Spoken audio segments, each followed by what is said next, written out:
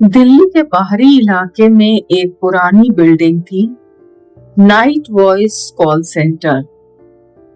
दिन में वह बिल्डिंग बंद रहती, लेकिन रात होते ही वहां काम शुरू हो जाता।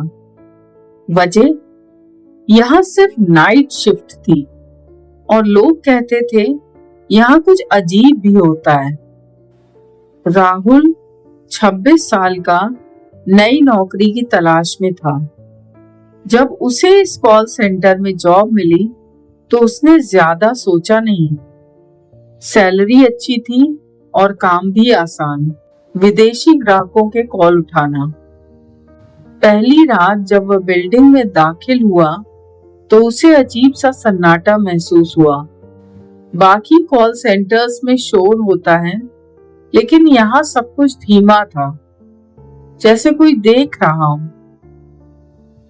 उसका टीम लीडर विनय बोला, डरना मत, बस काम पर ध्यान देना। राहुल हंस पड़ा। भूत प्रेत वाली बातें हैं क्या? विनय ने हल्की मुस्कान दी, बस कॉल्स मिस मत करना।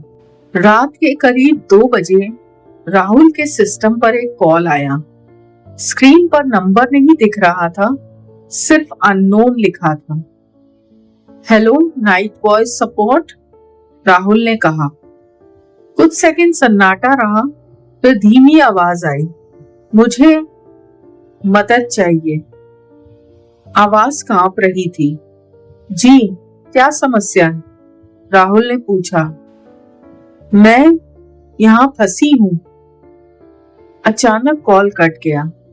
राहुल ने सोचा कोई मजाक होगा, लेकिन अगले ही पल उसकी स्क्रीन अपने आप बंद हो गई और फिर चालू हुई। ब्रेक के दौरान राहुल ने ऑफिस के पुराने कंप्यूटर में कुछ फाइल्स देखी। वहां एक नाम बार बार दिख रहा था, रिया मेहता। वह भी इसी कॉल सेंटर में काम करती थी 3 साल पहले। लेकिन एक फाइल ने राहुल को हिला दिया। रिया मिसिंग केस। रिपोर्ट में लिखा था, रिया रात की शिफ्ट में थी और अचानक गायब हो गई।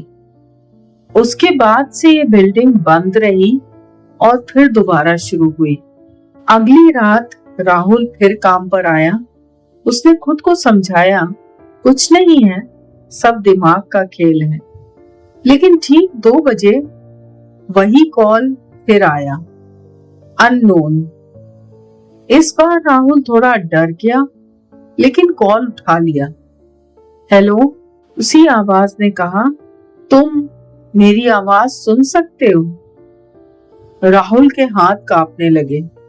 तुम कौन हो? मैं रिया। राहुल की सांस रुक गई। तुम कहाँ हो? राहुल ने पूछा। यहीं, इसी बिल्डिंग में। अचानक राहुल की स्क्रीन पर एक लोकेशन फ्लैश हुई, बेसमेंट। कॉल कट गया। राहुल ने तुरंत विनय को बताया, लेकिन विनय का चेहरा बदल गया। उधर मत जाना, उसने सख्ती से कहा। क्यों? बस मत जाओ। लेकिन राहुल रुक नहीं पाया। रात के 3 बजे राहुल अकेले बेसमेंट में गया। वहां अंधेरा था और हवा ठंडी। जैसे ही उसने दरवाजा खोला, एक तेज आवाज आई, फोन की घंटी। एक पुराना फोन टेबल पर रखा था और वो खुद बज रहा था। राहुल ने कांपते हुए रिसीवर उठाया। तुम आ गए? वही आवाज। अचानक कमरे की लाइट जल गई। दीवारों पर पुराने कंप्यूटर, तार और बीच में एक कुर्सी। उसी कुर्सी पर एक परछाई बैठी थी। धीरे धीरे वो परछाई साफ हुई। वो रिया थी। मुझे यहाँ बंद कर दिया गया था, उसने कहा। किसने? राहुल ने पूछा। इस कंपनी ने। रिया ने बताया, वह एक घोटाले का पता लगा चुकी थी। कंपनी नकली कॉल्स के जरिए लोगों से पैसे ठगती थी। जब उसने सच बाहर लाने की कोशिश की, उसे इस बेसमेंट में बंद कर दिया गया।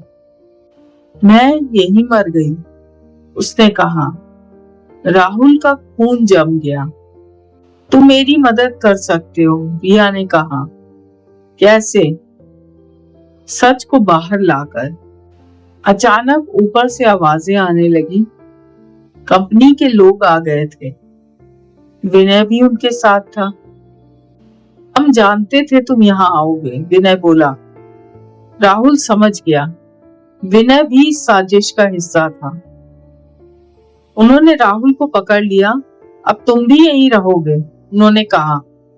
तभी अचानक सारे फोन एक साथ बजने लगे। पूरी बिल्डिंग हिलने लगी।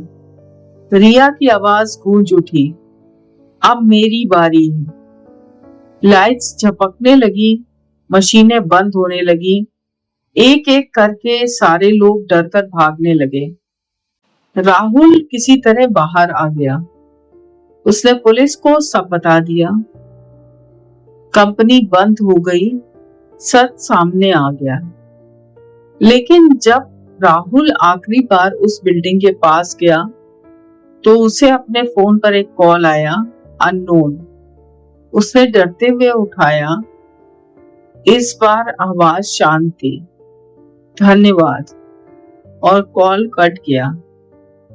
राहुल मुस्कुराया। अब नाइट वॉइस कॉल सेंटर सिर्फ एक खंडहर है, लेकिन लोग कहते हैं आज भी रात के 2 बजे वहां फोन बजता है।